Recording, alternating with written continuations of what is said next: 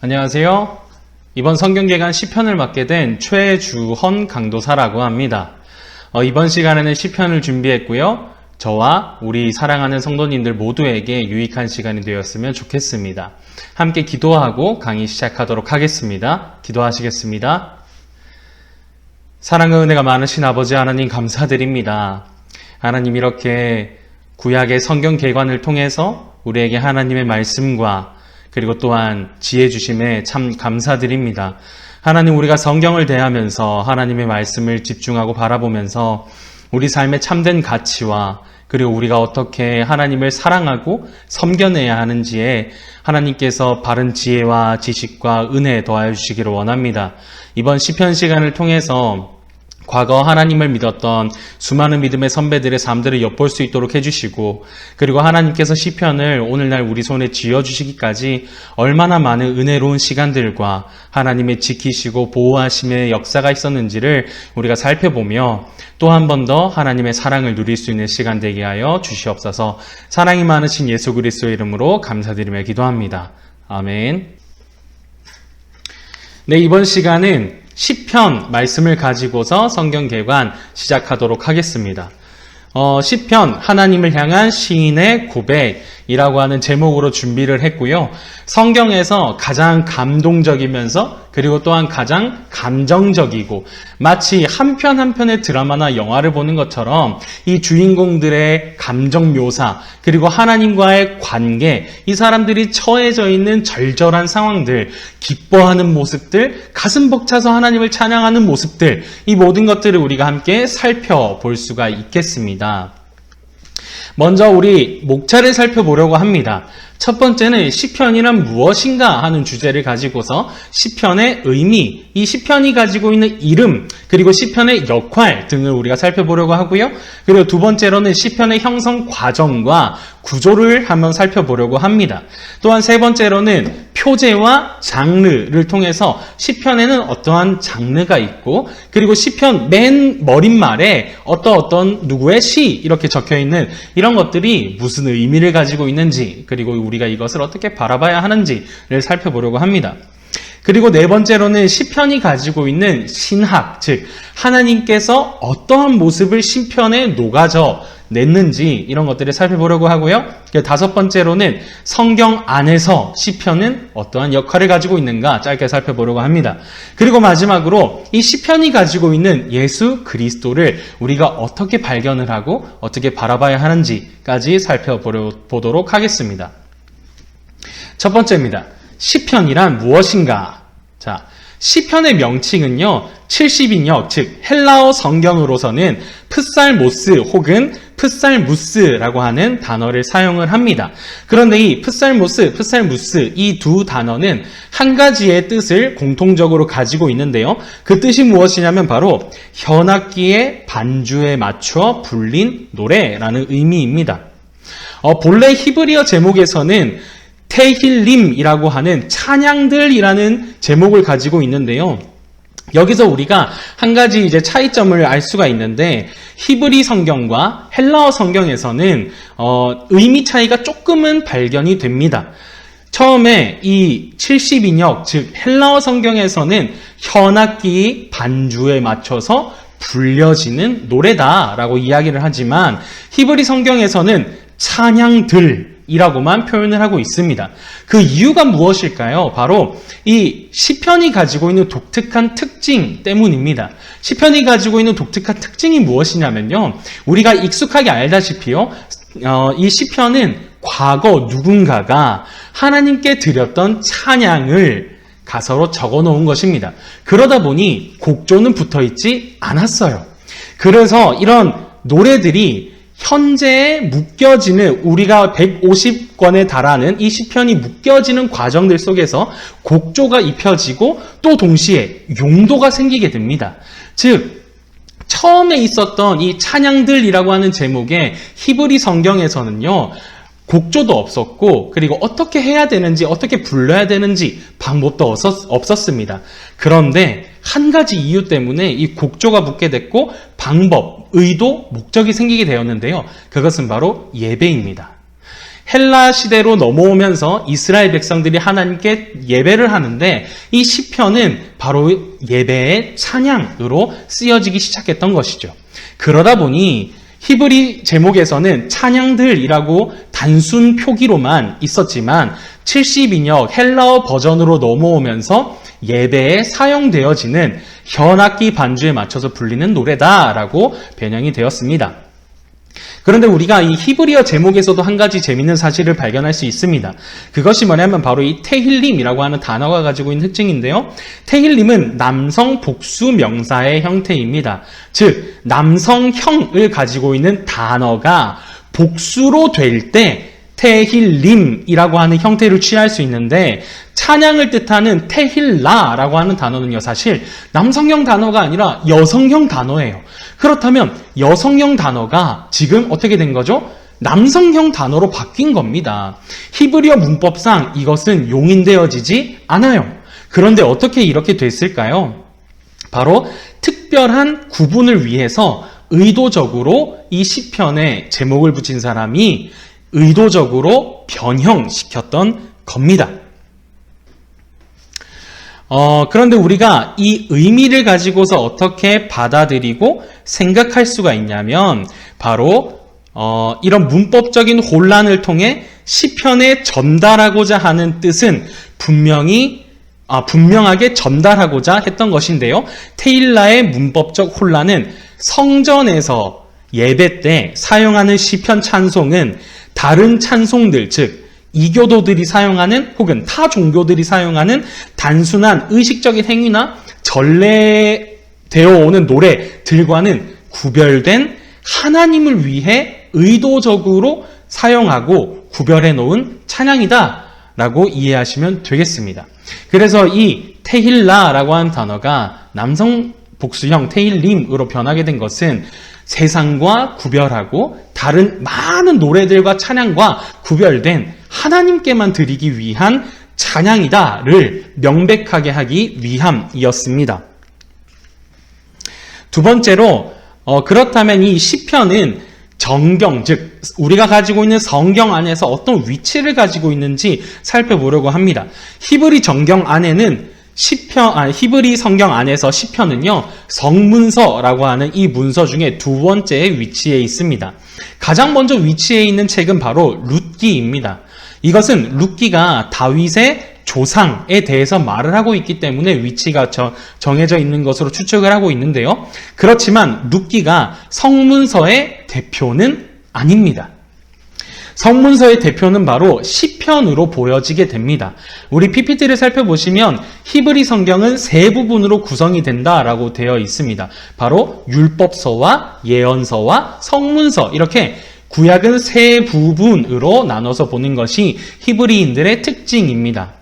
그 중에 시편이 자리매김하고 있는 것은 바로 성문서, 케투빔이라고 하는 곳에 위치하여 있습니다. 성문서의 구성은요, 진리의 책, 5 두루마리, 역사기록 이렇게 있습니다. 진리의 책은 시편, 욥기, 잠언이고요. 5 두루마리는 룻기, 아가, 전도서, 예레미야, 에가, 에스더 이렇게 총 5개의 두루마리가 있고요. 역사기록은 다니엘, 에스라 혹은 느헤미야 그리고 역대기까지 해서 역대 기록들이 있습니다. 누가복음 24장 44절에는 이렇게 예수님께서 말씀을 하십니다. 모세의 율법과 선지자의 글과 시편의 날을 가리켜 기록된 모든 것으로 표현하고 있다라고 말씀을 하시는데요. 이것은 즉 신약 성경에서 시편은 성문서 전체를 대표하는 단어로 우리가 알 수 있습니다. 왜냐하면 여기서 모세의 율법이라고 하면 모세 오경이겠죠. 그리고 또한 선지자들의 글, 이것은 예언서가 되겠습니다. 그리고 등장을 하는 게 바로 시편입니다. 시편은 바로 성문서를 대표하는 혹은 시편이다라고 하면 성문서 자체를 이야기하는 것이기도 하겠습니다. 또한 유대 역사학자였던 요세푸스라고 하는 사람의 말에 따르면 우리의 책은 총 22권, 구약 기준입니다. 22권이다. 모든 시대의 기록되어 있는데 이것은 모세의 책 5권, 선지자의 글 13권, 나머지 4권은 하나님을 찬양하며 인간 행위의 규범을 주는 것이다 라는 말에 우리가 근거를 찾아볼 수가 있겠습니다. 네, 우리 지금 살펴보는 PPT에 정리되어 있는 것을 보시면은 동일하게 기록이 되어 있습니다. 그리고 시편의 구분에 대해서는 짧게 PPT를 준비하지 않았지만 강의 안에 살펴보시면 될 것 같습니다. 짧게 그냥 언급만 하고 넘어가도록 하겠습니다. 시편의 구분은요, 우리가 익숙하게 모두가 알고 있습니다. 시편은 총 150편으로 구성이 되어 있고요. 이 150편이 총 5권의 책으로 구분이 되어 있습니다. 그런데 이 150편에 대한 내용이 어떤 문서에서는 뭐 146개다, 147개다, 149개다 이렇게 등등 다양하게 이야기가 되지만 우리 신학자들의 많은 노력 끝에 150권으로 압축이 되어졌습니다. 나머지 사항들은 강의 안에 살펴보시면 되겠습니다. 우리 두 번째로 시편의 형성 과정과 구조에 대해서 좀 살펴보려고 합니다. 시편의 형성, 이 시편의 형성을 들어가면서 우리가 4가지 질문을 하면서 시작을 하면 좋을 것 같습니다. 첫 번째 질문은 왜 시편 150편은 현재 가지고 있는 순서와 형태로 만들어졌을까요? 하는 질문이고요. 두 번째 질문은 왜 바벨론 포로 이후 이스라엘 공동체는 최종적으로 지금의 시편 형태 이것을 만들었을까 하는 질문입니다. 그리고 세 번째로는 왜 하필 150편의 시편은 5권으로 분류가 되었는가? 그리고 마지막 질문으로는 시편이 정경으로, 즉 성경으로 인정된 근거는 무엇인가 하는 것입니다. 우리가 이 앞서 살펴본 4가지의 질문을 가지고서 먼저 시편의 기본적 구성에 대해서 살펴보려고 합니다. 시편은요, 단일 저작이기보다는 150개의 개별 작품의 모음집입니다. 한 번에 전체가 기록되지 않았고요. 약 1000년에 이르는 시간, 긴 시간 동안에 이스라엘 역사 안에서 서서히 완성된 것입니다. 따라서 긴 역사만큼이나 저자도 많겠고요. 그리고 시대와 역사적 배경이 다를 수밖에 없습니다. 가장 대표적인 저자는 우리가 익히 알고 있는 다윗, 그리고 또한 아삽, 고라자손, 솔로몬, 모세, 하만, 에단 이런 사람들이 저자로 있습니다. 다윗은 가장 많은 시편을 기록을 했습니다. 다윗과 같은 다윗은 73편에 이르는 많은 시편을 기록을 했고요. 그 다음 많은 순서가 바로 아삽이라는 사람인데 이 사람은 21편의 시를 작성을 했습니다. 우리 다음 도표를 보시면 이해하기가 쉬울 것 같습니다. 이렇게 다윗은 총 73편, 아삽은 12편, 고라자손은 11편, 그리고 솔로몬은 2편, 모세, 하만, 에단은 각각 1편씩 이렇게 기록이 되어 있습니다. 그런데 우리가 여기서 가장 익숙하게 다윗 다음으로 익숙하게 볼 수 있는 이름이 있죠. 바로 모세입니다. 그렇다면 이 시편은 언제부터 쓰여졌을까요? 그렇습니다. 바로 모세 때부터 쓰여지기 시작했습니다. 그리고 나서요, 헤만과 에단이라고 하는 사람이 있는데 익숙하지 않으시죠? 이 사람들이 어떤 시대에 있었냐면 바로 에스라 시대에 있었습니다. 즉 이스라엘이 바벨론에 의해서 나라가 멸망하고 그리고 긴 시간 동안 노예 생활을 하다가 드디어 포로기가 끝나고 이스라엘로 돌아오게 됩니다. 그곳에서 에스라라고 하는 사람이 우리가 하나님의 백성이기 때문에 다시금 하나님께로 돌아갑시다 하면서 부흥을 일으키게 되는데 이때 당시 있었던 사람이 바로 헤만과 에단입니다. 그렇다면 이 이스라엘 사람들의 애환이 녹아져 있는 하나님 앞에서의 고백이 담겨져 있는 이 시편은 모세부터 시작해서 언제까지요? 바벨론 포로 이후까지 1000년이라는 시간 동안 긴 시간 동안 작성되었던 것을 우리가 알 수 있겠습니다. 그리고 또 우리가 상식적으로 알 수 있겠죠. 그러면 모세 시대와 다윗 시대와 헤만이 살았던 시대가 각각 다 공통된 시기입니까? 라고 묻는다면 우리는 아니요 라고 대답할 수 있겠죠. 왜냐하면 모세는 다윗보다 훨씬 앞서 있습니다. 그리고 헤만이라고 하는 사람은 다윗보다 훨씬 더 후대의 사람입니다. 그러다 보니 각각 있었던 나라도 다르고요. 처해 있는 상황도 다릅니다. 모세는 이스라엘 백성들과 함께 애굽에서 탈출한 출애굽 민족이었습니다. 그런데 다윗은요, 하나님께서 보호하시고 지키셔서 위대한 다윗 왕국을 이룬 왕이었습니다. 그렇다면 헤만은요, 나라를 잃어버린 패배한 백성의 모습이었죠. 그렇기 때문에 각각 모두가 나라적 위치나 상황이나 그리고 하나님을 바라보는 마음들도 모두가 달랐습니다. 그러다 보니 시편은요, 하나의 이야기를 똑같이 이야기하지 않습니다. 각자가 처해져 있는 상황 속에서 그리고 환경 속에서 하나님께 바라는 게 다르고요, 하나님께 기대하는 게 다르고 소망하는 것들이 다릅니다. 이런 여러 다른 상황 속에서 각각이 노래를 하고 있고 각각이 하나님 앞에 기도를 하고 있는 것이죠. 그런데 아이러니하고 너무 신비로운 게 무엇이냐면요, 바로 이 시편은 몇 가지 공통점이 있다는 것입니다. 이 몇 가지 공통점을 우리가 시편의 편집 과정을 통해서 한번 살펴보려고 합니다. 시편의 편집 과정은 우리가 너무 심플하게 간단하게 이해를 돕기 위해 한 가지 사진을 준비했습니다. 여기 보시면 이것은 바로 물의 순환입니다. 비가 내리면 산에 빗물이 땅으로 흘러 들어가죠. 그렇다면 그곳에서 개울가들이 형성이 되게 되겠고요. 이것들이 한데 모여 냇가가 이루어지게 됩니다. 그리고 여러 냇가들이 뭉치면은 하나의 강줄기가 되고요. 그 강줄기는 흘러 어디로 갈까요? 바다를 향해 갑니다. 시편의 구조도 동일합니다. 시편이 편집되었다라고 하는 말에 있어서 우리는 성경이 그러면 여기 저기 짜집기 해가지고 만들어진 건가? 이거 아니라고 배웠는데? 라고 생각하실 수도 있겠습니다. 맞습니다. 여러 성경들은요, 시편을 제외하고서 많은 성경들은 단일 저작과 그리고 단일한 사람에 의해서 작성된 것이 확실시 되고 있습니다. 하지만 시편만큼은 조금 다릅니다. 말씀드렸다시피 긴 시간 작성되었고요. 긴 시간 작성이 되다 보니 필요했던 장소도 다릅니다. 사용했던 사람도 다릅니다. 목적도 다릅니다. 그러다 보니까요, 이것들이 한데 모이게 되는 시간 속에서 여러 사건들이 벌어지게 될 수밖에 없죠.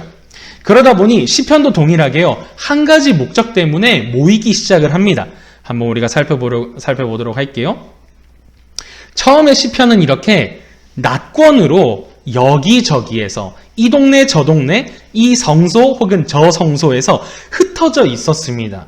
그런데 이스라엘 신앙 공동체의 필요에 따라서 한 권으로 모여들기 시작했고요. 결국 바벨론 포로 후에 최종적인 편집자가 지금의 150권 형태로 만들었던 것을 시편 자체에서 우리는 실마리를 찾을 수가 있겠습니다.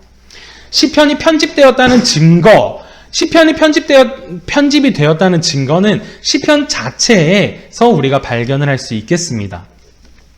먼저 첫 번째는요, 표제로서 우리가 알 수 있겠습니다. 시편은 크게 두 부분으로 나눠집니다. 1권부터 3권, 그리고 4권에서 5권입니다. 그런데 1권에서 3권에는 다윗, 아삽, 고라 자손들이 저작자로 소개가 되는데 이 중 표제가 없는 것은 고작 6편밖에 되지 않습니다. 그런데 아이러니하게도요, 4권에서 5권을 보면 표제가 없는 시편들이 18편이나 됩니다. 굉장히 일관성이 없습니다. 또한 저작자나 수집자의 이름이 거의 나타나지 않습니다. 이것은 즉 1권부터 3권까지는 비교적 앞시기에 편집이 되었다는 것을 의미하고, 또한 4권부터 5권에는 1권부터 3권의 편집자가 아닌 다른 편집자가 편집을 했다라는 것을 우리가 알 수가 있겠습니다. 또한 두 번째는 중복된 시편입니다. 이 중복 시편이라는 것은요, 우리가 시편을 보다 보면 똑같은 내용이 반복이 되는 시편들이 있습니다. 예를 들어서 14편과 53편, 그리고 40편 13절에서 17절까지 말씀과 70편 1절에서 5절 말씀, 그리고 등등 이렇게 여러 중복되는 것들이 있습니다. 이 중복되는 것들은요, 한 사람의 편집자가 150편 전체를 편집을 했다면 이 부분은 앞에 있었구나 해서 임의적으로 빼거나 할 수가 있겠습니다. 그런데 한 사람이 아닌 여러 사람이 편집을 하다 보니까요, 이것을 바꿀 수가 없겠는 겁니다. 이미 앞서 있었던 사람들이요, 이것을 남겨놓았는데 후대에 있는 사람이 마음대로 자기 임의대로 이것을 이거 앞에 있었는데 그러면 지금 거는 빼도 되겠다 라고 할 수가 없었던 거죠. 왜냐하면 이때 당시에는 하나님께서 말씀하신 것들, 그리고 이 문서들이 거룩하게 여겨졌기 때문에 자기 임의대로 수정을 할 수가 없었던 거죠. 그러다 보니 똑같은 내용들이 여러 번 반복이 되고 있습니다. 그리고 세 번째는요, 하나님의 이름의 일관성입니다. 하나님의 이름, 이 시편에서는 하나님의 이름이 두 가지 특징을 가지고서 이야기가 되고 있는데요. 하나는 바로 야훼 시편입니다. 제1권 3편부터 41편에서는 야훼라는 이름이 주로 사용이 되는데 약 274번이나 사용이 됩니다. 그리고 제2권 3권에서 엘로힘 시편이라고 불리는 42편부터 89편의 내용이 있는데요. 여기서 엘로힘은 210회, 그리고 야훼는 고작 44번 밖에 등장하지 않습니다. 3권의 마지막인 84편에서 89편, 그리고 4권, 5권은 야훼 시편이라고 불리는 90에서 150편에서 각각 야훼와 엘로힘이요 31번, 그리고 339번이 나타납니다. 이 말이 즉슨 분명히 한 사람이 작성을 했다면 이 사람이 가지고 있는 하나님의 이름, 그리고 의도를 가지고서 동일하게 진행을 했을 겁니다. 그래서 어떤 부분에서는 야훼를 더 많이 쓰고 또 어떤 부분에서는 엘로힘을 많이 쓰고 이것을 교차로 쓰고 이러한 실수들이 많이 반복되지는 않았을 겁니다. 하지만요, 1권에서 등장하는 이 야훼라는 이름이 274번이나 등장을 하는데 이후에 2권에서 3권을 살펴보면 엘로힘이라는 단어가 200회나 넘게 등장을 합니다. 이 말은 즉슨 1권을 편집한 사람과 2, 3권 그리고 4, 5권 각각을 편집한 사람들이 다 달랐다라는 것을 의미합니다. 그리고 네 번째, 다윗의 기도가 필하다. 이것은요, 시편 72편 19절에 따르면 이새의 아들 다윗의 기도가 필하다, 마치다 라고 하는 말로 끝나게 됩니다. 이것은 초기 작품, 즉 1편부터 72편이 끝났다라고 하는 말미에 작성된 문장입니다. 즉, 그렇다면 가장 먼저 이 작성이 됐던 것은요, 1편부터 73편에 이르기까지 총 73가지 시편이 먼저 작성이 되었고, 그 중에 대부분을 차지했었던 다윗의 기도, 그러다 보니 다윗이라는 사람을 가지고서 다윗의 기도가 마쳤다라고 하면서요, 초기 작품의 편집이 끝났다라는 것을 알 수 있습니다. 그런데 이상하게도요, 72편 이후에 다윗의 시편은 등장합니다. 총 18개나 등장을 하게 되는데요. 그러다 보니 분명히 72편 앞에서 다윗의 기도가 끝났다라고 하는데 뒤에 계속 나오다 보니 이것은 또 다른 편집자가 편집을 한 거구나 라고 신학자들은 결론을 내게 되었습니다. 그리고 마지막으로 역사적 통일성에 관한 이야기입니다. 이 역사적 통일성이라고 하는 것은 105편부터 107편 이 세 가지 시편을 가지고서 우리가 살펴보면 좋을 것 같습니다. 105, 106, 107 이 세 편은요, 역사적 시점이 일치합니다. 그럼에도 불구하고요, 106편 같은 경우에는 107편 같은 경우에는 5권을 시작하는 시편으로 사용이 되고 있습니다. 분명히 시기적으로도 일정하고 배경이나 역사적인 통일성을 가지고 있음에도 불구하고요, 107편은 5권을 시작하는 시편으로 이루어져 있습니다. 이것은 편집한 사람의 의도가 분명히 들어가 있다라고 밖에 볼 수가 없죠. 그리고 후대에도 이것들을 기록을 하면서 살펴보면서 이의를 제기하지 않고 다시 수정이 이루어지지 않았다라는 것은 그 의도가, 이 나누어졌던 의도가 그 후대 사람들에게도 동의가 되었다는 것을 반증합니다. 어떤 이유였을까요? 바로 이 시편이 5권으로 구분이 된 기준, 모세 오경이 있기 때문입니다. 그래서 의도적으로 시편도 총 5권으로 분류를 하게 되었던 거죠.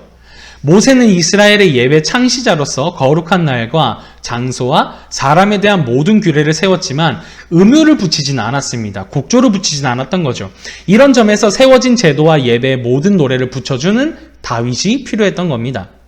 그래서 모든 사실을 종합을 했을 때 현재의 시편은 긴 편집 과정을 통해서 이루어졌다라는 것이고요.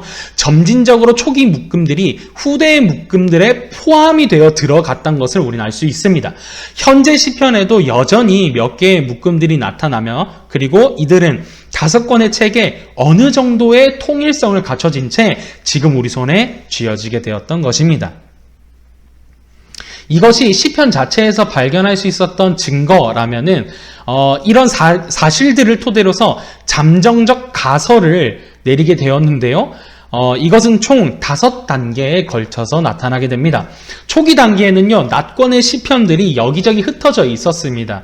여러 성소에서 주제, 예배의식, 절기에 따라서 조금씩 묶음집이 만들어졌을 겁니다. 그리고 두 번째 단계로 넘어가면서요, 다윗 시대로 접어드는데 이때는 성전 예배를 위한 시편들이 준비되는 기간이었습니다. 그래서 고라 시편, 다윗 시편, 아삽의 시가 한데 묶이면서 엘로힘 시편집이 만들어지게 된 것이죠. 세 번째 단계에 이르러서는요, 이 앞서 두 번째 단계에서 84에서 89편을 첨가해서 하나로 묶어지게 됩니다. 이때 2권 말미에 다윗의 기도가 필하다가 추가되면서 3권의 기본적인 형태, 그리고 3권이 어떻게 흘러갈 것이다 라는 것에 대한 대략을 설명해주고 있는 겁니다. 그리고 네 번째 단계에 이르러서는 여호와의 왕권을 노래하는 시편들, 그리고 다윗 시편들 등등 이러한 나머지 짜투리들이 모여들게 되고요. 그리고 마지막 단계에 이르러서는 시편 편집자가 현재의 5권을 모두 모으게 됩니다. 이때 시편 1편과 2편이 현재 위치에 놓아졌다라고 보고 있습니다. 왜냐하면 시편 1편과 2편은요, 시편 전체의 현관문과 같은 역할을 해서 시편이 지향하는, 그리고 어떠한 방향으로 갈 것이다 라고 하는 것을 알려주기 위해서 1편과 2편이 위치하게 되는데요. 하나님께서 모세를 통해 주신 토라를 묵상하고 그것에 따라 사는 삶을 또한 제시하는 역할을 합니다.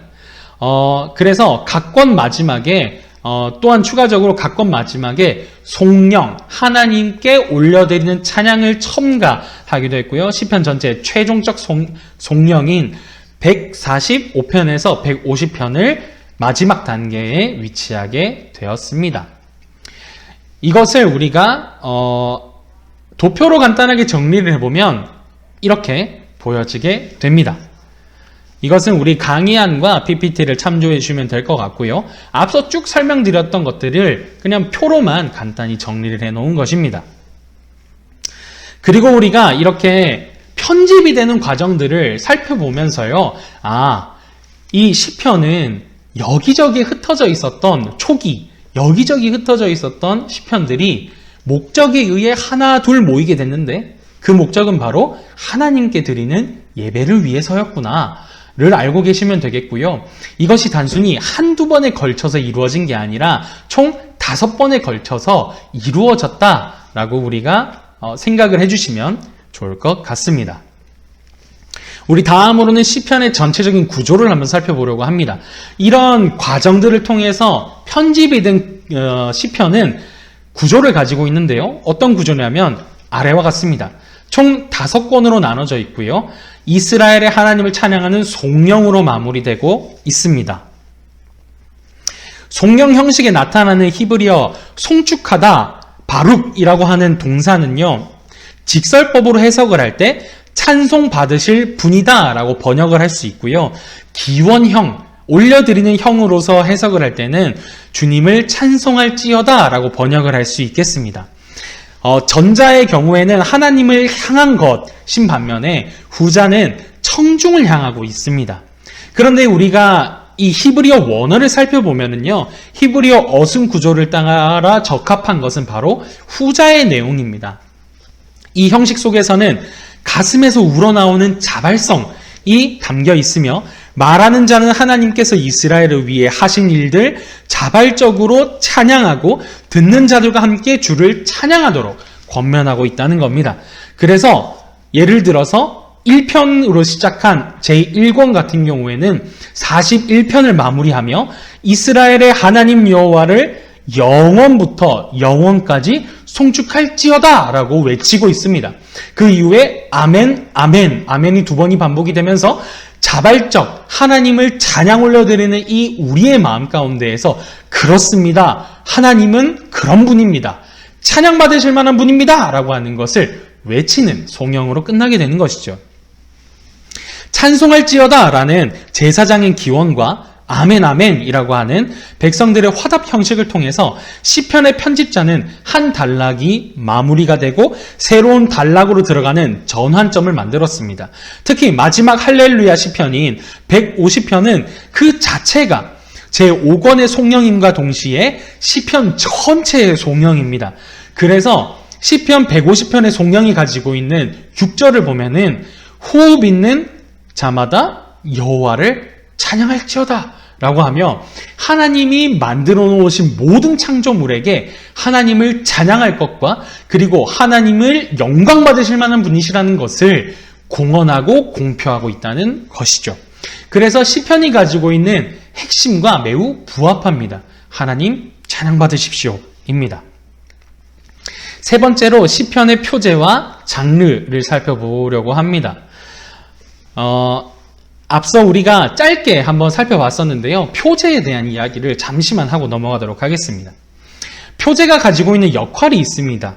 그 역할이 무엇이냐면 바로 시에 대한 정보를 제공하는 일이죠.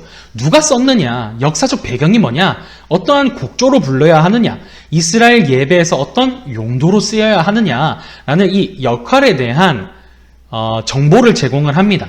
그리고 두 번째로는 시를 어떻게 읽어야 할지 해석상의 정보를 제공하기도 하죠. 예를 들어서 시편 51편 다윗이 밧세바와 동침한 후 선지자 나단이 저기에서 온 때, 즉 어떤 상황에서 이 시편이 쓰여져 있는지 그것을 해석하는 우리가 어떠한 시점과 어떠한 관점을 가지고서 이것을 바라봐야 하는지에 대한 정보를 전달해주고 있습니다. 그런데 이 시편의 모호성이 발생을 하는데요. 그 대표적인 게 바로 전치사 레입니다. 예를 들어서 제일 많이 표제에 등장을 하고 있는 사람의 이름이 다윗입니다. 그런데 우리가 원어를 살펴보면 이렇게 되어 있습니다. 레 다비드라고 되어 있는데 이때 다윗에 대한 이야기를 하면서 레가 가지고 있는 의미를 첨가하기 시작을 하는데요. 그런데 이 레가 가지고 있는 의미가 37개나 됩니다. 너무 많죠. 그러다 보니까요, 후대의 사람들은 와, 이게 무슨 뜻일까? 도대체 어떤 의미를 여기에다가 첨가시키는 게, 어떻게 해석을 시키는 게 가장 탁월할까에 대한 이야기들이 무수히 많았습니다. 그래서 추려지게 되는데요.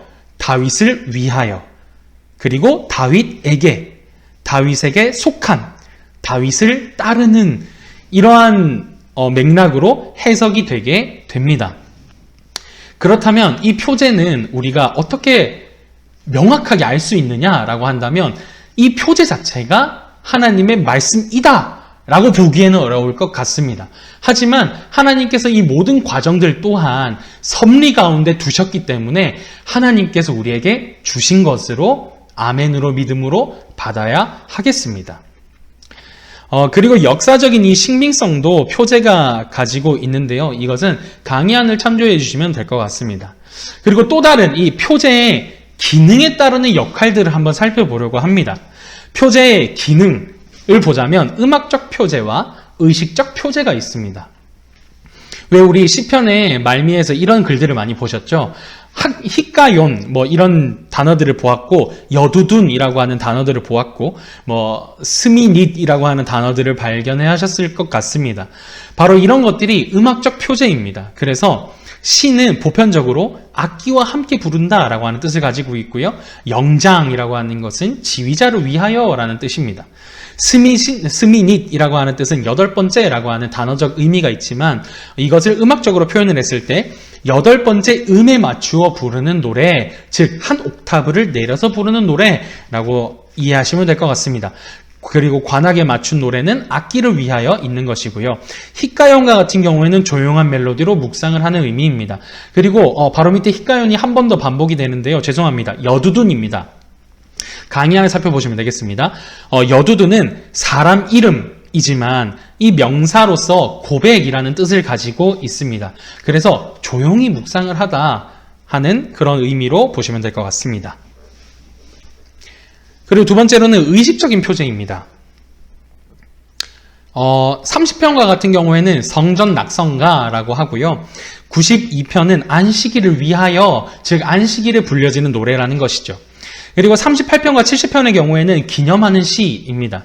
100편에는 감사의 시, 이렇게 예배 때 주로 사용이 되는 시편이 되겠습니다.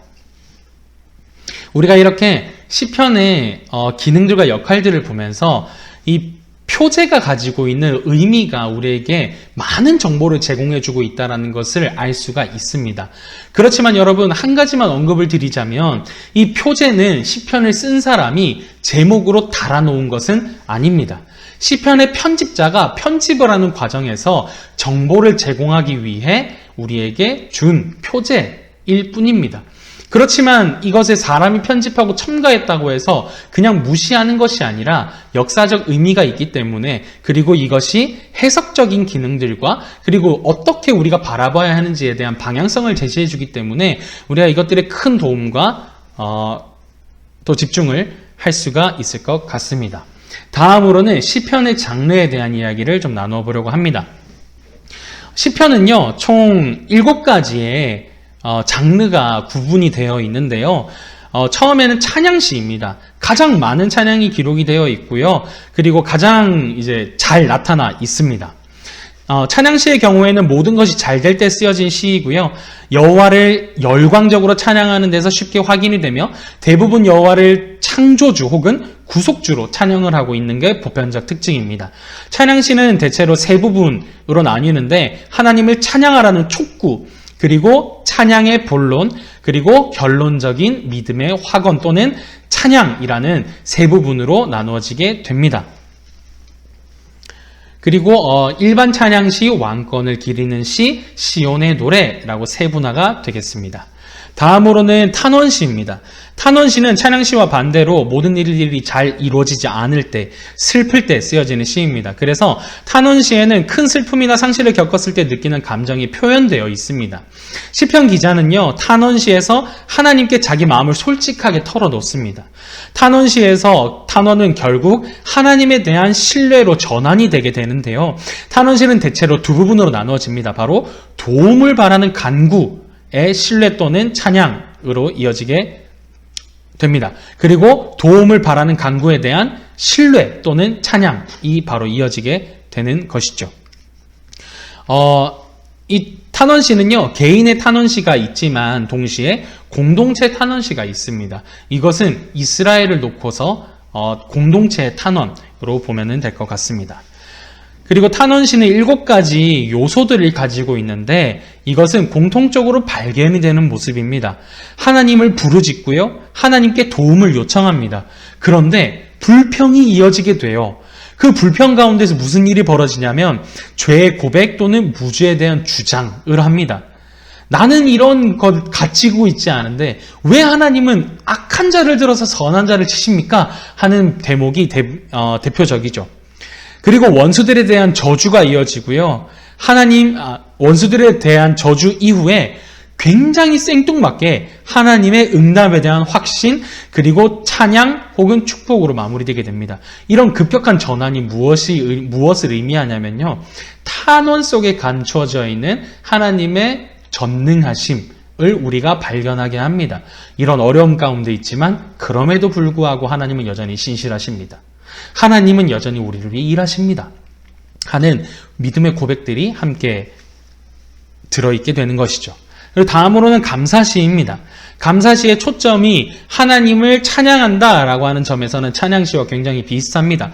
하지만 차이가 있다면 찬양시의 초점이 하나님이 오래전에 행하신 일, 즉 창조나 구속사에 있는 반면에 감사시는요, 하나님이 최근에 시편 기자의 개인사에서 행하신 일에 대한 것입니다. 특히 감사시는 탄원 기도에 대해 여호와의 응답하신 것을 기념하기 위해 쓰여지는데요.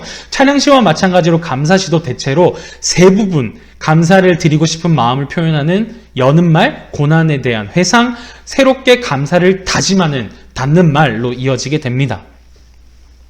다음은 실내시입니다. 탄원시와 감사시 사이에 실내시가 들어가게 됩니다.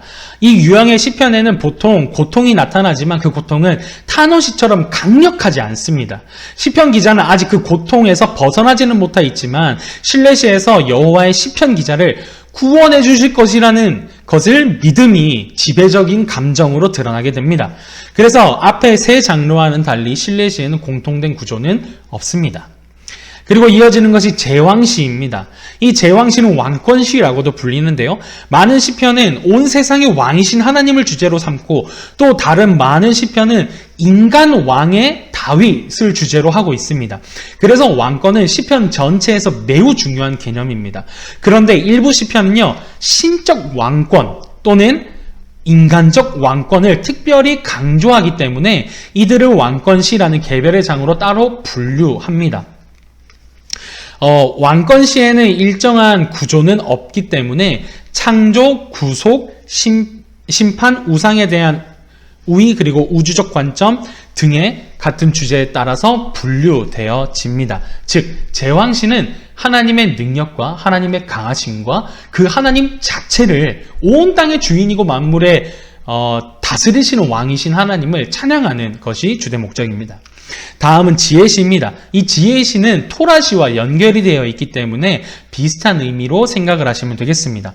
일부 지혜시에서 시편 저자는요, 잠언, 욥기, 전도서에 대해 잘 알고 있는 것으로 보입니다. 그래서 이런 시편들은 다른 지혜서들과 복의 선언, 숫자 말씀, 뭐뭐가 뭐뭐보다 낫다라는 말씀, 그리고 알파벳 구조, 훈계 등 여러 어법들을 공유하고 있습니다. 또한 지혜문학의 중요한 주제인 의인의 길과 악인의 길, 지혜로운 자와 어리석은 자의 대비, 실천적인 충고, 응보, 여호와 경외가 지혜시에서도 동일하게 발견이 됩니다.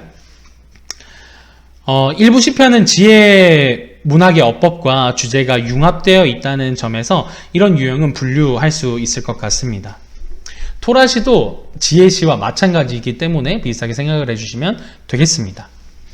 이렇게 시편에는 다양한 장르가 있고 다양한 장르에 따라서 선포되어지는 그리고 집중하고 있는 주제도 달라진다라는 것을 생각을 해주시면 좋을 것 같습니다. 다음으로는 시편의 시행입니다.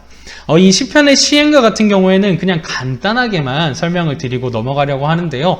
우리 나눠드리는 강의 안에 조금 더 상세하게 표현이 되어 있으니까 천천히 살펴보시면 좋을 것 같습니다. 시편의 시행 중에서 가장 중요한 시행은 바로 평행법입니다.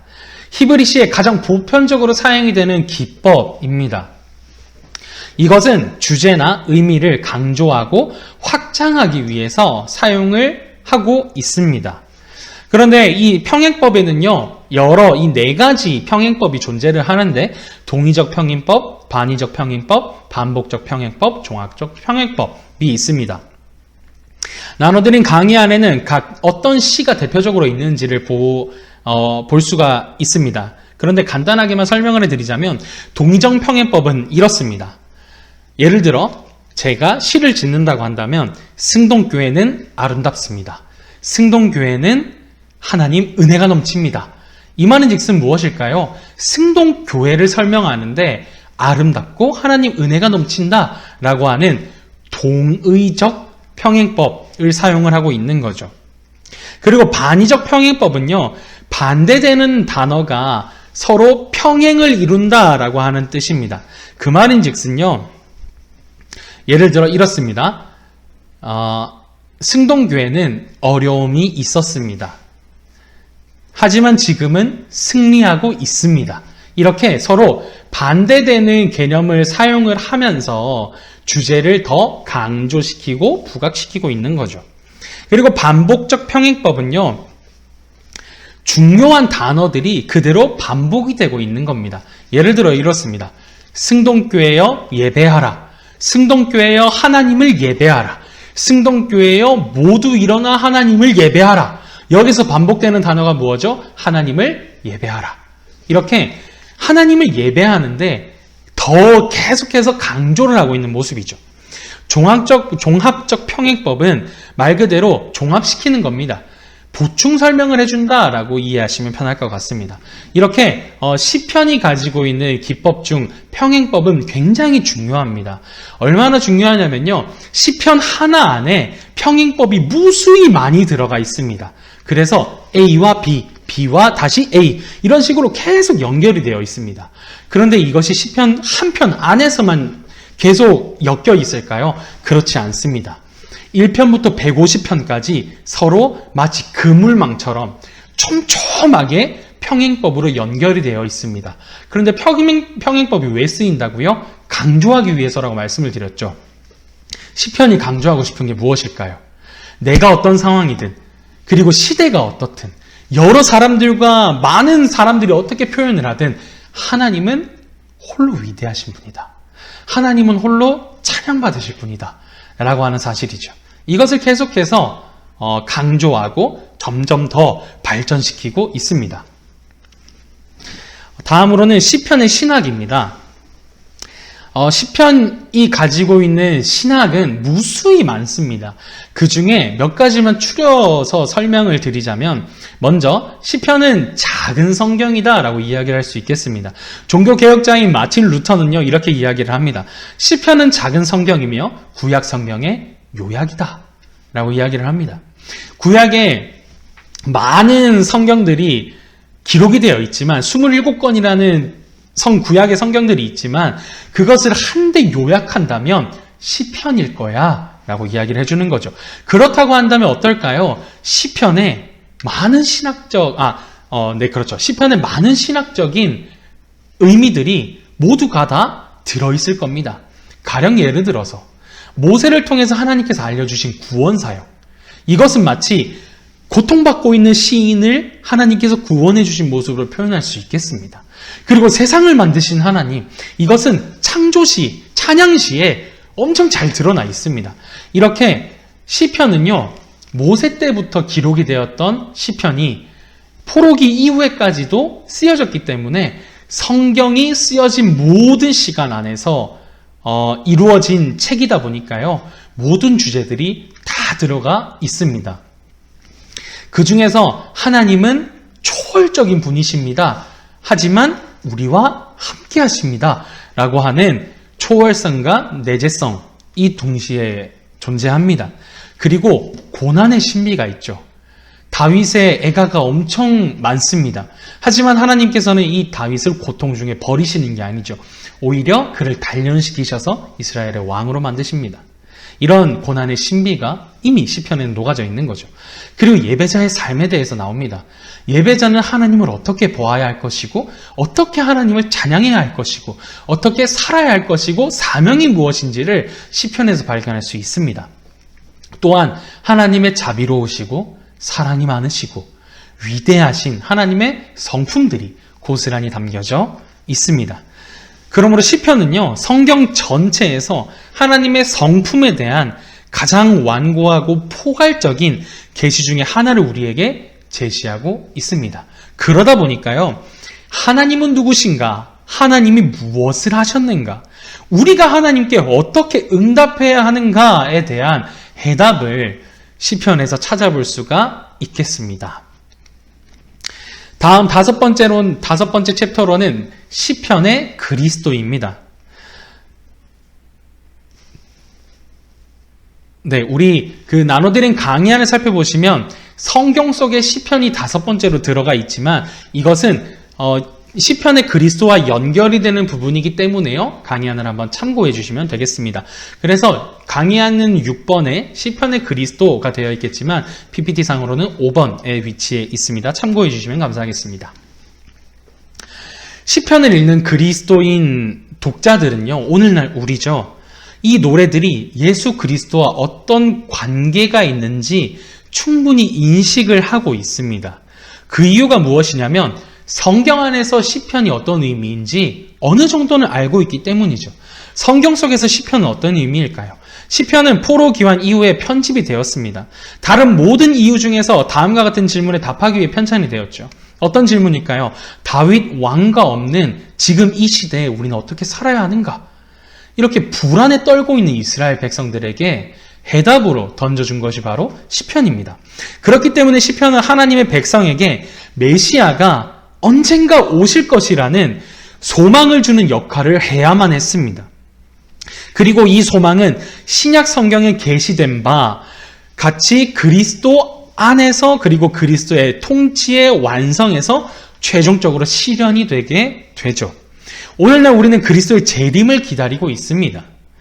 이 시대의 성도들은 다윗 가문에 왕이 없는 현실 속에서 어떻게 살아야 하는지 이해하려고 노력했던 시편의 성도들과 어느 정도 닮아 있습니다. 그리스도의 성육신 이전 유대인들과 마찬가지로 우리는요, 메시아의 오심을 기대하고 고대하고 있습니다. 다만 지금은 두 번째 오실 메시아를 기다리고 있죠. 시편은 여전히 구원을 메시아, 구원하는 메시아, 그리고 완성을 메시아를 소망하도록 하는 역할을 가지고 있습니다. 이것은 신약 성경 안에서 세세하게 잘 나눠져 있죠. 그러다 보니 이 시편은 단순히 구약의 종합만이 아니라 신약의 종합, 그리고 오늘날 우리 그리스도인의 삶의 해결 방안 혹은 지침으로 자리매김할 수 있겠습니다.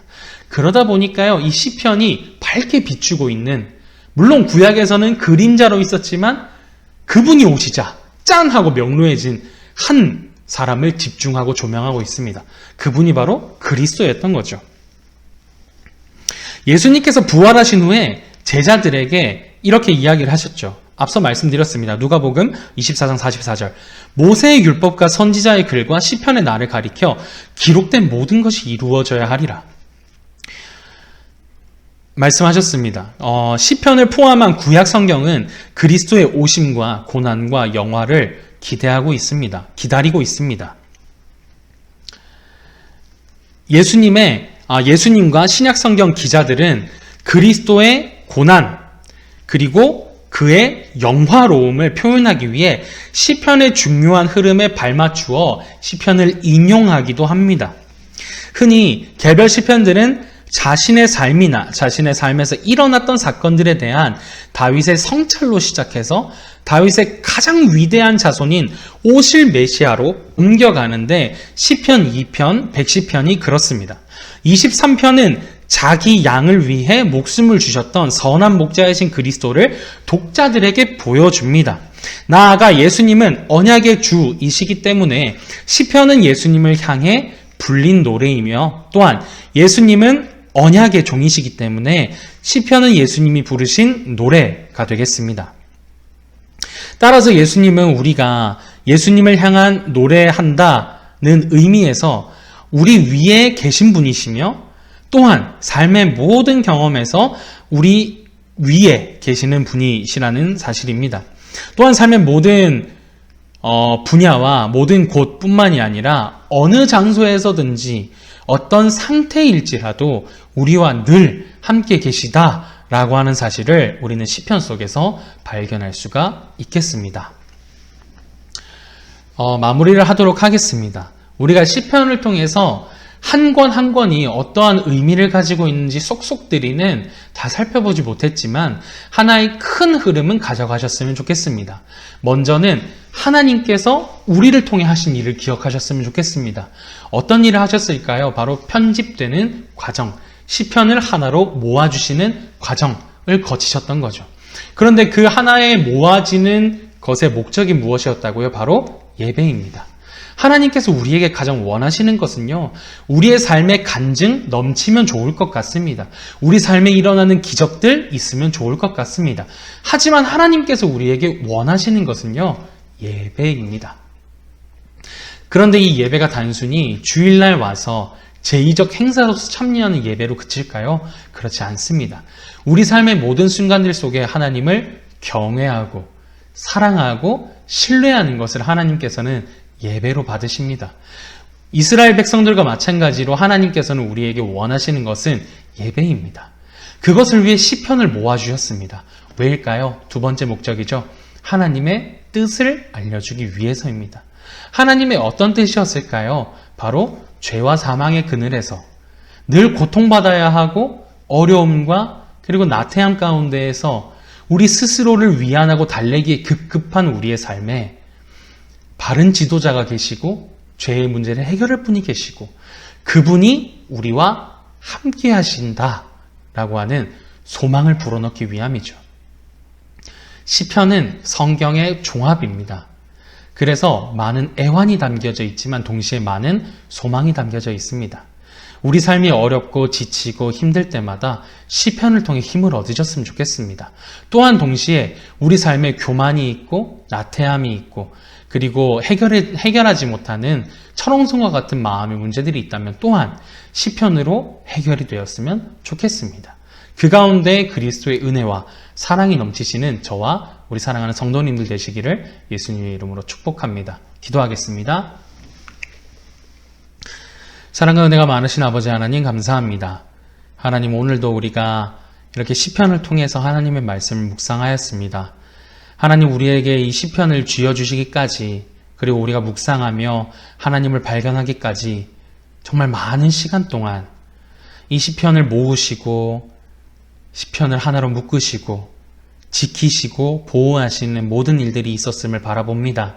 하나님 이 과정 자체가 우리에게 너무나도 큰 은혜입니다. 우리를 사랑하시는 사실을 우리에게 소망을 주시기 위한다는 이 사실을 알려주시기 위해서 수천 년의 시간 하나님께서는 많은 사람들을 통해 시편을 한 편 한 편 기록하게 하셨음을 되뇌어 봅니다. 하나님 우리가 이 시편을 묵상하면서 단순히 글을 읽어내려가는 것이 아니라 이 시편을 노래하고 있는 시인의 마음을 읽어가게 해주시고 또한 시인을 통해 우리에게 하나님의 사랑을 알려주고 싶어 하시는 하나님의 마음을 읽어내려갔으면 좋겠습니다. 하나님 우리와 함께 해주시고 절망과 그리고 어려움 가운데 있는 모든 성도님들에게 하나님 위로해 주시고 또한 지쳐서 쓰러져 있고 일어나기 어려운 상황에 있는 성도님들에게는 하나님 힘 주시어서 다시 한번 하나님 위하여 하나님 나라 위하여 일어나 하나님께 쓰임받을 수 있는 그런 성도님들 될 수 있도록 하나님 은혜 더하여 주시옵소서. 이렇게 이 모든 시간들 가운데에서 하나님 은혜 주셔서 감사하고 또한 하나님 홀로 영광 받아 주시옵소서. 사랑이 많으신 예수 그리스도의 이름으로 감사드리며 기도합니다. 아멘. 감사합니다.